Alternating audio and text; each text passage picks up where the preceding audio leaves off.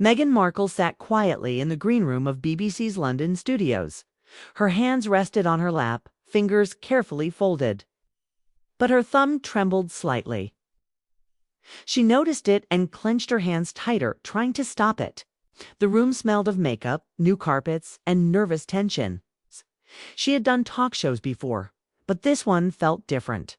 Across from her, the monitor played clips of past interviews with Norton. In one, a Hollywood actor laughed so hard, he almost fell off the red couch. In another, a singer grew uncomfortable, biting her lip as Graham asked about her past scandals. Meghan watched closely. The laughter, the pauses, the way he leaned in with fake warmth, all calculated, all dangerous. She wore an emerald green dress that hugged her shape. Under the lights, it shimmered like polished glass. Her makeup was perfect. Her hair was perfect. Her smile rehearsed. Yet her heart thumped harder with every second. Minutes, Meghan, a young assistant, called from the doorway. She stood slowly, smoothed her dress, and took one last look in the mirror. "You're ready. This is your chance to be understood." She whispered the words to herself like a spell. In another room nearby, Norton adjusted his tie and sipped black tea. The stage crew was resetting lights. Tea barely noticed. His phone buzzed. A message from a BBC executive marked private. "Pusher. No soft questions. We have clearance from upstairs. Go deeper." He stared at the screen, then typed back, "Copy that." He knew what it meant. Somewhere far above him in the corporate tower, someone had changed the game. This wasn't going to be lighthearted anymore. Across London, newsroom staff at the Daily Mirror, The Sun, and Sky News were already prepared. Social media teams had preloaded tweets. They had two storylines ready to go: Meghan's comeback or Meghan falls apart. Either way, it would go viral. The audience inside the studio buzzed with energy. Many were young, some were older, curious. Phones were tucked away as instructed. The cameras rolled. The red couch waited, shining under hot lights. The theme music played. The crowd clapped. Graham walked out, grinning. "And tonight," he announced, "we welcome the Duchess herself. Please give a warm welcome to Meghan Markle." The room exploded with applause. She walked out gracefully, smiling, waving. For a second, everything felt safe, familiar. She shook Graham's hand and sat down. The red sofa felt warm beneath her. "Meghan, Graham said you look absolutely stunning tonight." "You, Graham? It's good to be back in London." The first 10 minutes went exactly as expected.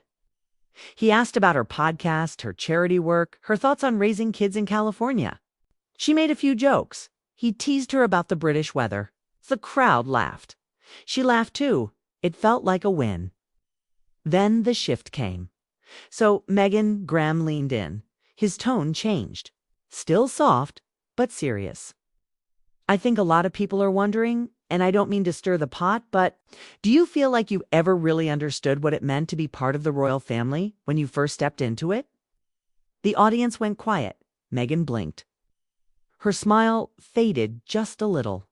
She sat straighter. Her voice was calm when she spoke. "I believed I was entering a family system where I could contribute and serve. I didn't fully understand the pressures or how intense the media could be." She glanced at Graham, hoping he would move on. He didn't. "But surely," he said, "you must have known it wouldn't be easy. The global spotlight, the centuries-old traditions, the expectations." "I knew it wouldn't be easy," she replied, "but I didn't know how unkind it could be, not just from the press, but from the people within." Behind the cameras, the director looked uneasy. This wasn't the script. This wasn't what Meghan's team had been promised. But Graham didn't stop. "There are rumors," he said softly, "that you held private meetings with foreign officials even after stepping away from royal duties. That you were warned about certain threats. Do you think people were right to feel uneasy about your political intentions?" Meghan's eyes narrowed just slightly. I've always worked on causes. I believe in women's rights, mental health, racial equality. That work doesn't stop because I'm no longer part of the system.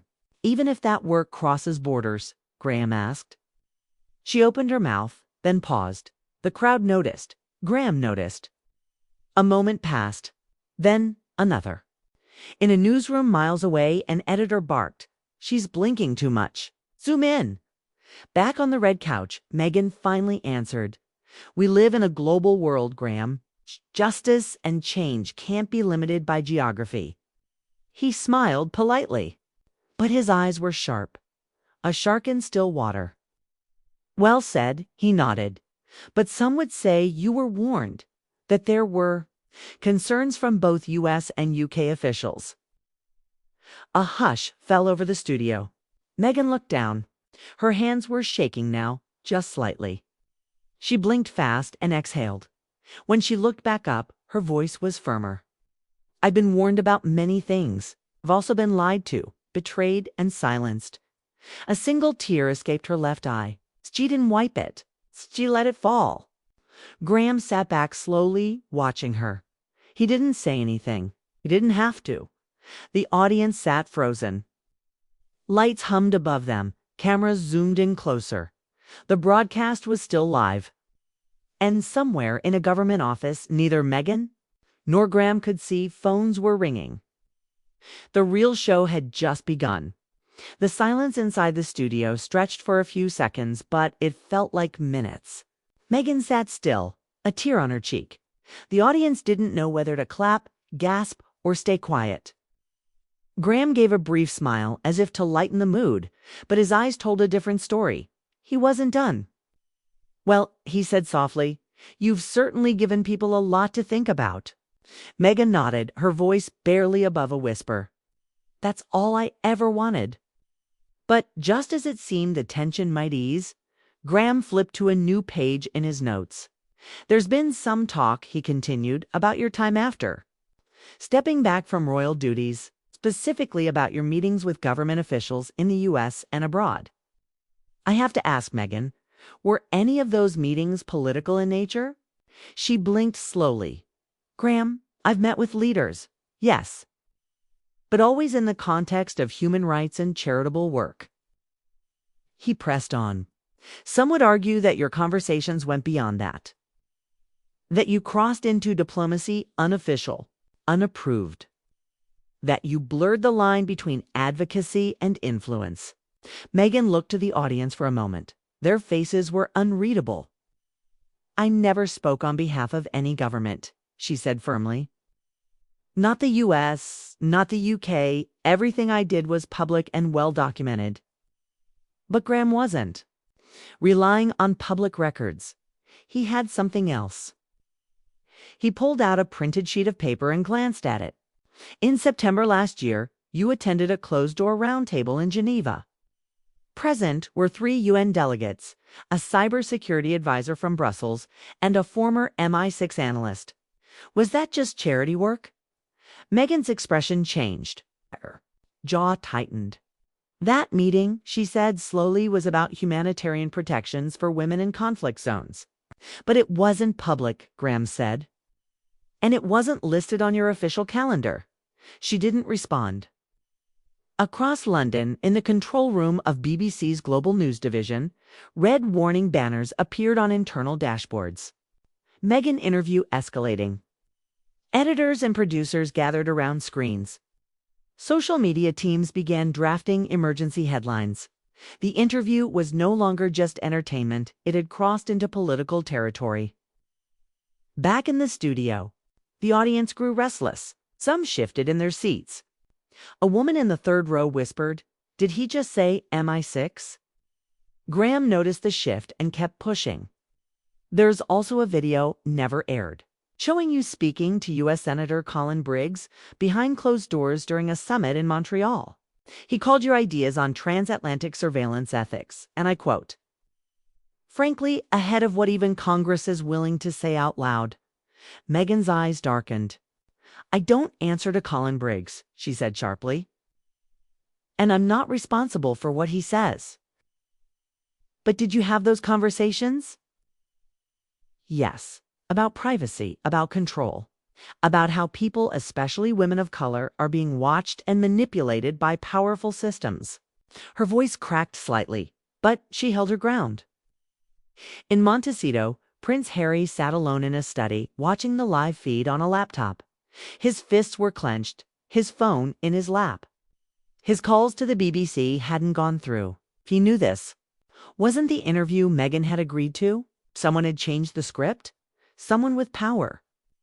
Back on set, Graham leaned forward again, now dropping his voice. Were you warned by anyone in British intelligence, Meghan? Was there ever a moment when someone inside told you that you were in danger? Meghan looked at him, really looked. It's the kind of look that goes past the camera, past the lights, straight to the heart of the question. I was warned, she said quietly, by someone I trusted. The crowd inhaled sharply. Behind the scenes, a man in a gray suit, a BBC executive, barked into his phone. He went off script. A Geneva mention wasn't cleared. It down now or clear it with the board. The director shouted back, We're live. We cut the feed. We have a scandal. Let it roll. Back on the couch. Meghan's hands rested on her knees, but her shoulders were tense. This was no longer performing. She was surviving. There were things happening, she said, her voice rising slightly, that I couldn't talk about then. Prince Harry stood alone in the kitchen of their Montecito home. The lights were off except for the flicker from the laptop on the counter. He hadn't moved in nearly 20 minutes. Meghan's interview was still streaming live. He had watched. Every word, every pause, every tremble in her voice.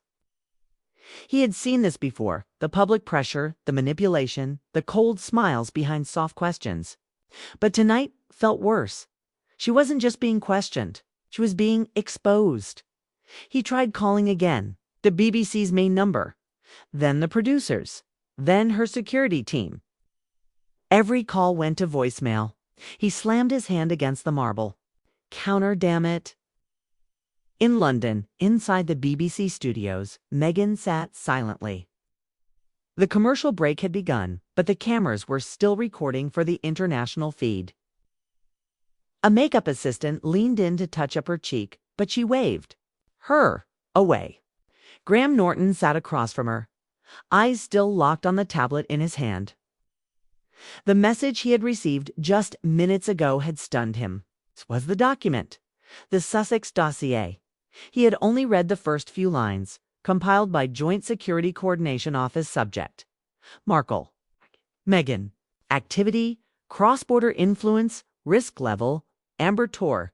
It included meeting logs, email intercepts, names of people Meghan had contacted during her time in Canada and the U.S., names of foreign policy advisors, of tech CEOs, of journalists, of 2 senators. One name was underlined in red. Senator Colin Briggs.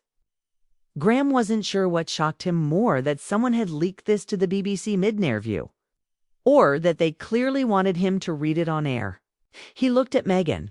Do you know someone's trying to frame this as a security threat? He asked, barely above a whisper. She looked down. I know they've been trying to silence me since 2019. The stage manager counted them back. In 5 seconds, the lights came back up. The applause sign blinked. We're back, Graham said smoothly. Still with Meghan Markle, Duchess of Sussex. But now there was no laughter, no jokes, no couch chatter. The entire room felt different, heavier, colder. In Washington, D.C., inside a conference room at the U.S. State Department, a small group of advisors watched the interview live. One of them, a woman in a gray suit, pressed her earpiece tighter as Meghan spoke. She's confirming contact with foreign intelligence, the advisor muttered. But unofficial, someone else argued, she's not classified. This is just messy, not criminal. Messy becomes dangerous if it affects allies. On screen, Graham raised his tablet. Meghan, something was just sent to our newsroom. He began carefully. It's labeled as classified, though I have no way to confirm its origin. It mentions meetings, people you've spoken to. Even your travel to Geneva. Meghan looked at him slowly. Her face had gone pale. Is this your version of journalism? She asked, waving threats in someone's face on live TV. Not threatening you, Graham said softly, but someone is. They sent this to me. You need to understand what's coming. Across the globe, TV newsrooms broke into emergency broadcasts. CNN banner, Meghan Markle accused of political interference. Sky News headline, BBC interview spirals, royal secrets, or global setup. Al Jazeera live analysis, palace, politics, and power. What is really behind Meghan's breakdown? Meanwhile, Prince Harry raced through the private gates of Los Angeles International Airport.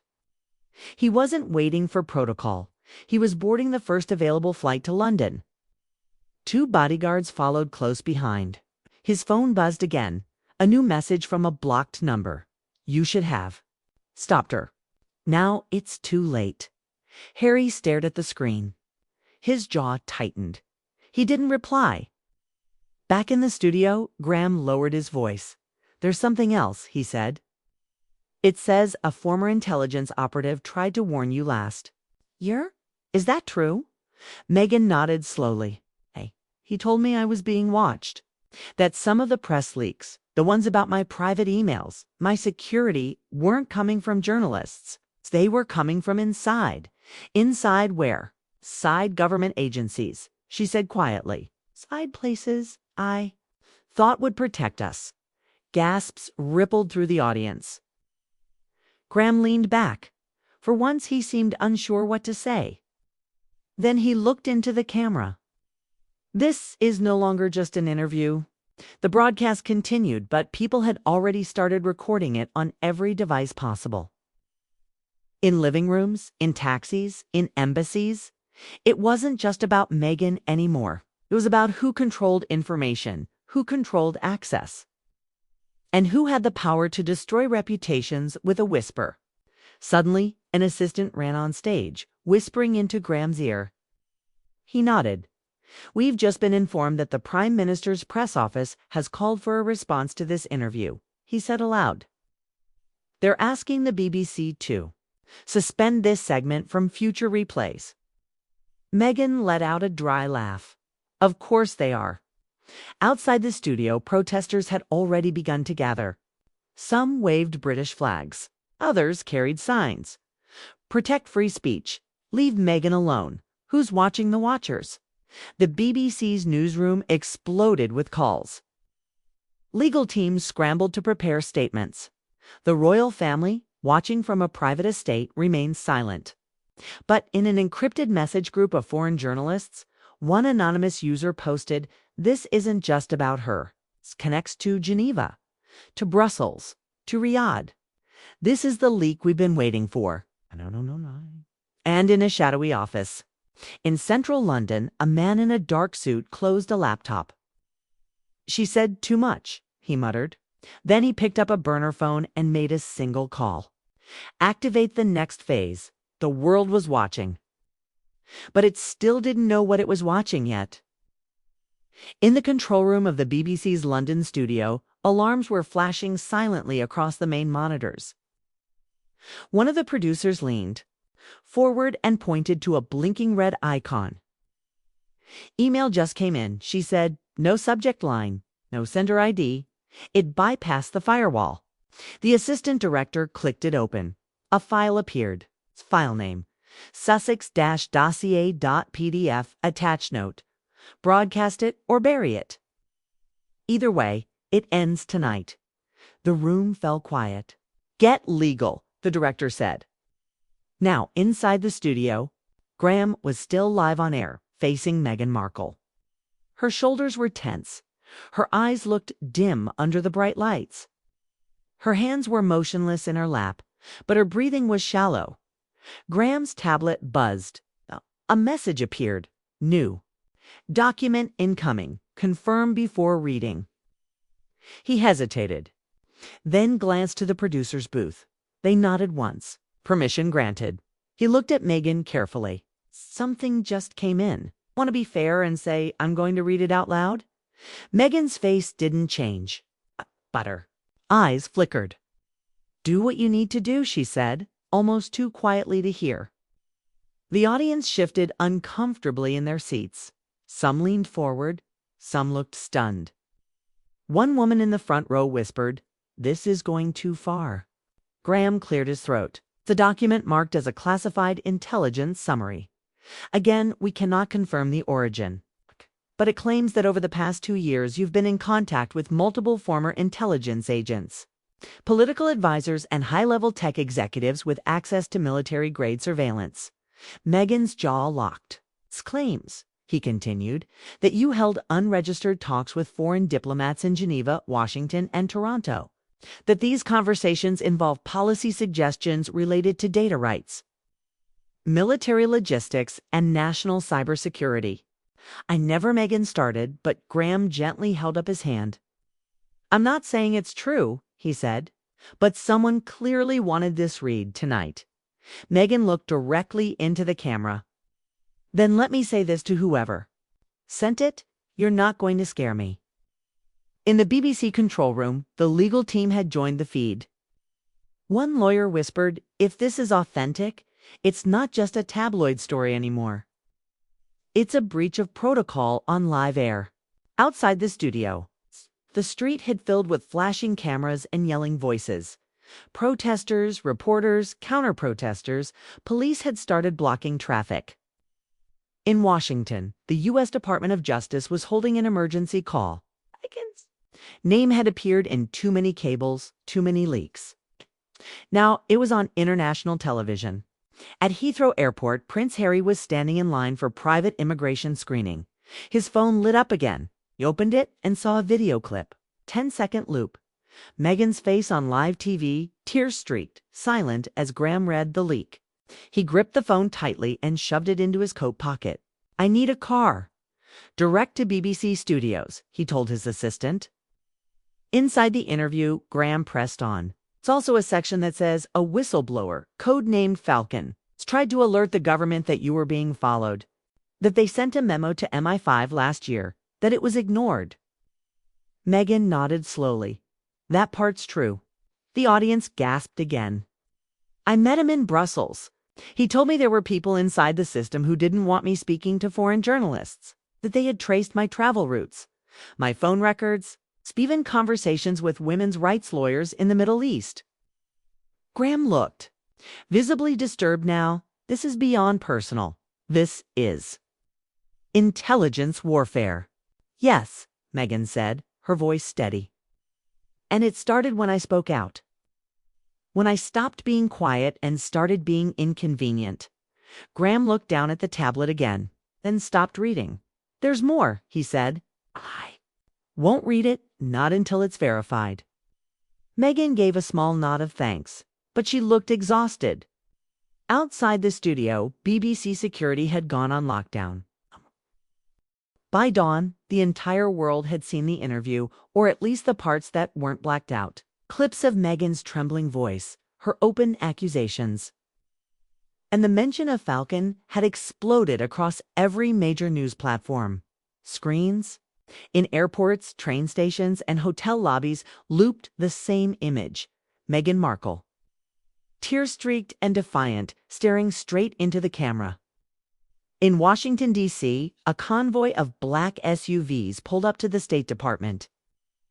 Senior officials filed into a private room. Inside, a flat screen showed the BBC feed. Paused on the moment Graham Norton stopped reading the classified file. She confirmed whistleblower contact, said one intelligence officer. And she confirmed surveillance, said another.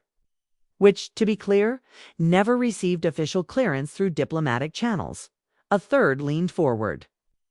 If what she said about the Middle East lawyers is true, it could compromise assets. Someone in the room finally asked, are we looking at a media crisis or a diplomatic one?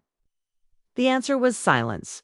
In London, Prime Minister Olivia Hargrave stood at her office window in number 10. Rain tapped the glass softly. An advisor entered the room with a tablet in hand. The Foreign Secretary is on the line. U.S. officials want an immediate joint statement. Hargrave turned slowly. Statement about what, exactly? That the Duchess's remarks were speculative, personal, not reflective of actual intelligence operations. Hargrave's voice dropped. She was married to a royal. She was in the system. This escalates. It becomes more than PR. It becomes national security. And if we ignore it, she becomes a martyr. Just then, her phone buzzed. A message from Buckingham Palace. We will not comment. Do not speak for the crown. Hargrave frowned. Cowards, she whispered. At the BBC's headquarters, chaos had erupted. The newsroom buzzed like a war zone. Editors shouted over each other. Lawyers debated what could be aired. And the Director General paced the hallway, holding his head.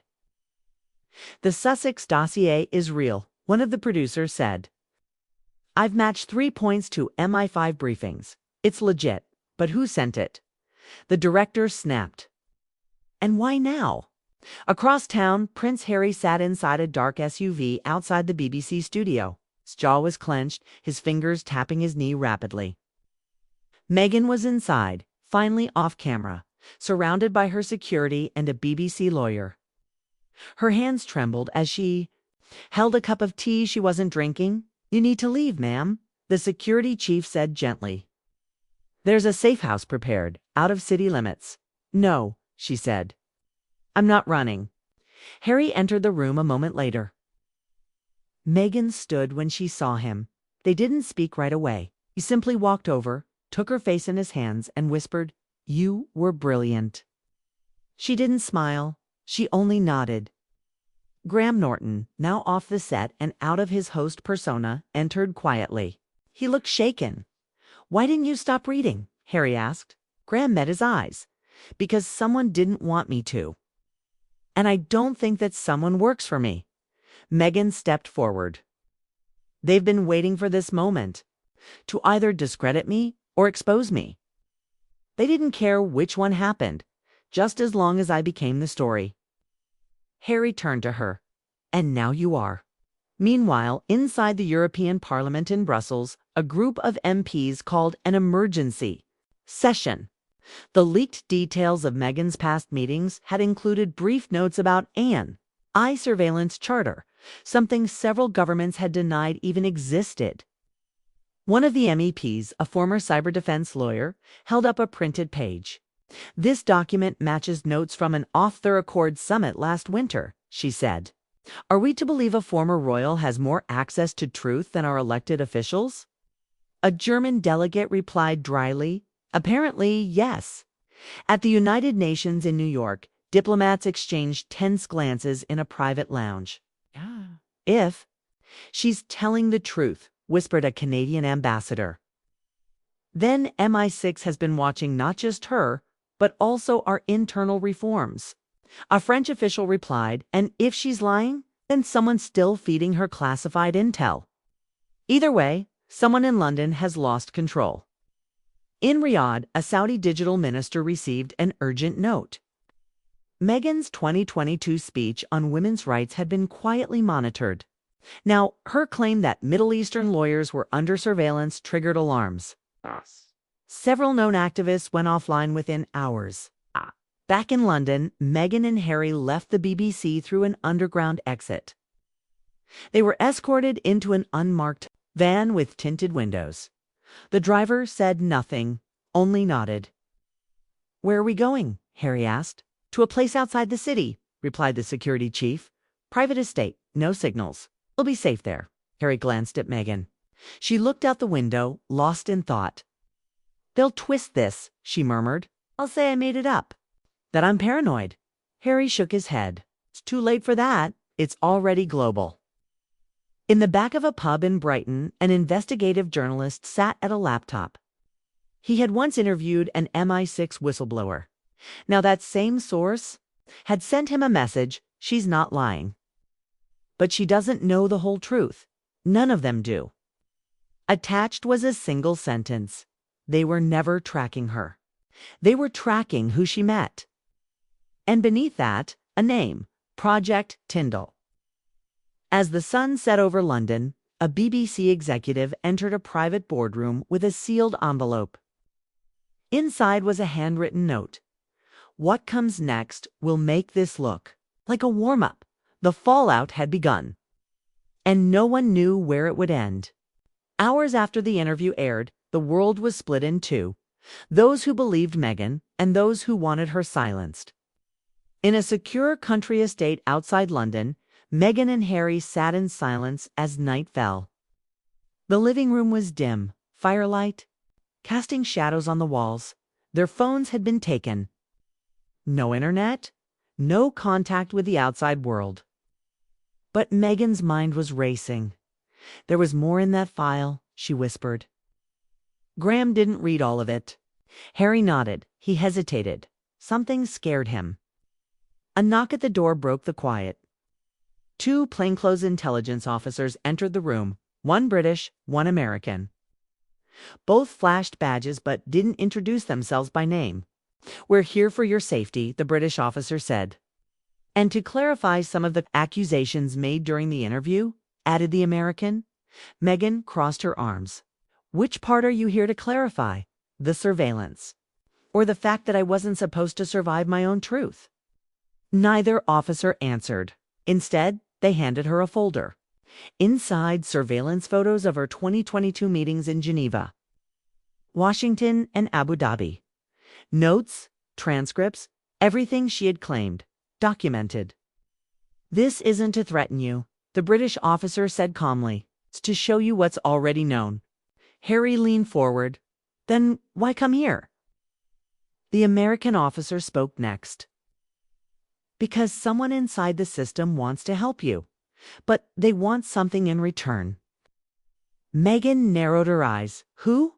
The American slid a paper across the table.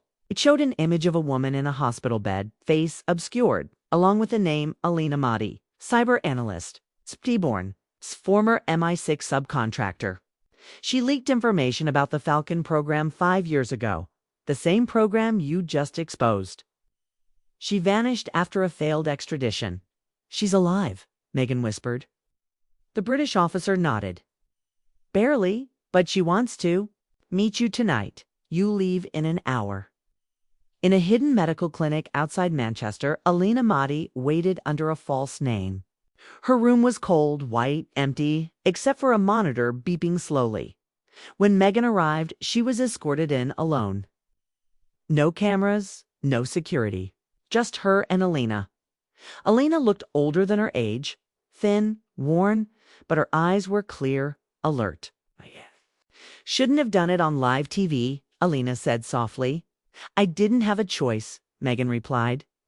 "They were never going to let me speak otherwise." Alina smiled weakly. "And now you've set fire to a buried world." Meghan sat beside her. "I need to know what I'm in the middle of." Alina turned to her. "It wasn't just you, Meghan. They weren't tracking you. They were tracking who you were meeting. You were being used, not watched. If you were a corridor for what? For secrets to pass through unnoticed," Alina replied. "You were allowed to visit rooms that no other Western woman could. You could talk to ministers, lawyers, activists. But every time you left a room, someone copied what you took with you, contacts, intel, statements." Meghan's face tightened. "So they let me do my work." "Ha, but they stole from it." "Exactly. And when you started to speak out, really speak out, they panicked. Because suddenly the corridor wanted to become the message." Alina handed Meghan a flash drive. "This contains the list of every meeting they piggybacked off. Every name that disappeared after you left. Every phone call redirected. Not a file, it's a graveyard." Meghan clutched the drive, hands shaking. "They'll kill me for this," Alina said. "And maybe you too. But I've been dying for years. You still have time." Back in London, BBC anchor Graham Norton sat alone in his dressing room. A note had been slid under his door earlier. No name, no handwriting. "You were not supposed to read page 6. You are not the message. Stand down." He stared at it for a long time, then lit a cigarette with trembling fingers. A junior producer knocked. "You okay, sir?" Graham didn't respond. Then quietly, "Do we still have the raw footage? Uncut?" "Yes." Good. Save it. Triple back it up. And send. A copy. To Norway. The producer paused. Why Norway? Because that's where the last free press might still exist. He stood in the doorway, tall, clean-cut, wearing a tailored gray suit. James Harris, former royal press secretary, now head of strategic communications for a secretive UK intelligence unit. Meghan stood frozen. You were at my wedding. Harris smiled. I was also at your first UN speech, at the Geneva conference, and behind the glass during your Oprah interview. Harry stepped between them. What do you want? I want to stop you from making a mistake, Harris said, voice calm. You have a flash drive that could burn governments, start diplomatic wars, to unravel alliances that have held for decades. Meghan's voice cracked. So that's what this is about. Control? No, Harris replied. Balance. The people you'll expose aren't all guilty. Some were trying. To protect you, some died doing it. You watched me be destroyed by the press, she snapped, and said nothing. I wrote most of the headlines, Harris replied coldly, because you were getting too close. And because the real danger wasn't you, it was who you were inspiring. Back in London, the BBC was in chaos. Graham Norton had disappeared. Its producer had leaked the raw, uncut footage from Meghan's interview, including page 6. The footage showed not only the question Graham asked, but Meghan's moment of hesitation. A beat skipped in the audio. Her words were trimmed in the aired version. Now, it was all out there. The monarchy isn't what you think it is, Meghan had said. It's a wall. But behind that wall, the security agencies run wild with no oversight. And I have the proof. Millions watched the leak across Europe and America. Politicians scrambled to respond. Intelligence chiefs canceled flights. In Washington, Chairwoman Rebecca Cole demanded emergency hearings. In Brussels, NATO command began internal reviews. In Riyadh and Berlin, foreign ministers went silent. This was no longer a royal scandal. It was a global security breach. Back at the safe house, Harris poured a glass of whiskey. You think? You're safe now? You're not. Elena's already gone. Meghan's eyes widened. Gone? Her clinic was burned minutes after you left. Your visit exposed her. The flash drive's contents were flagged the second it powered on. Meghan stepped forward. You killed her. No, Harris said. You did. By thinking this was about you. Harry lunged, but Meghan stopped him. Let him talk. Harris leaned in. You can't fix this with a Netflix documentary or another Oprah sit-down. You're not the victim here anymore. You're the weapon. Then came the sound. A ping on Meghan's laptop. A new message live satellite link. Established broadcasting in 60 seconds. 2 global journalist network source, Blue Monarch. Meghan's eyes locked onto it. It's Elena. She did it before she died. Harris lunged for the laptop, but Harry grabbed him. No more lies. Meghan sat down, breathing fast. She looked into the camera, wide, shaken, but clear. The live stream began.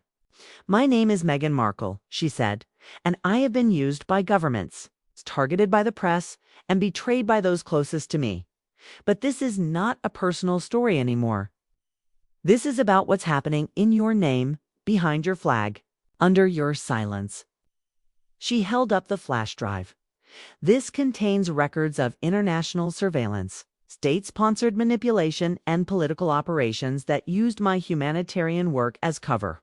People were hurt, some killed. Others disappeared, including the woman who gave me this. Elena Mahdi. She took a breath. Her voice shook. She died trying to help me bring the truth forward. And now I share it with you. The stream split. Documents appeared on screen, encrypted memos, surveillance photos, audio logs, embassy communications. The audience exploded. Hashtags trended instantly. Hashtag Monarch Leaks, hashtag Falcon Files, hashtag Meghan Unmasked in newsrooms from New York to Nairobi. Anchors dropped prepared scripts. The story had overtaken all others. At MI6 headquarters, alarms blared. A cyber intel officer shouted. She bypassed the firewall. The leak is active. In a private room, King Charles watched the footage with tight lips. Camilla stood behind him, hands clenched. "What do we do?" she asked. Charles didn't answer. His eyes were on one file now, showing on-screen labeled Project Blue Monarch Clearance. Sovereign only. He swallowed. "We wait back." In the safe house, the broadcast ended. Meghan shut the laptop slowly. No one spoke. James Harris, defeated, sat slumped against the wall. "You have no idea what you've done." "I do," Meghan replied. "I gave people the truth. What they do with it is their choice now." Suddenly, headlights lit the windows. SUVs pulled up. Men in tactical gear moved silently. Harry grabbed Meghan's hand. "They're here," he whispered. But it wasn't a raid. It was a convoy led by Chairwoman Rebecca Cole. She stepped out, flanked by international observers. "We've seen the broadcast," she told Meghan. "You're not alone anymore. You're under full protection, and we're opening a global investigation." Meghan stared at her, unsure if she could believe it. "Why help me now?" she asked. Cole answered, calmly, "Because you did what our own leaders were too afraid to do." The next morning, front pages around the world bore the same image. Meghan, standing in front of a camera, holding a flash drive, face calm, fierce. The woman who became the message, and far away on a hidden channel deep inside a foreign server, a blinking prompt appeared again. "Blue Monarch, Phase 2 ready." The screen faded to black.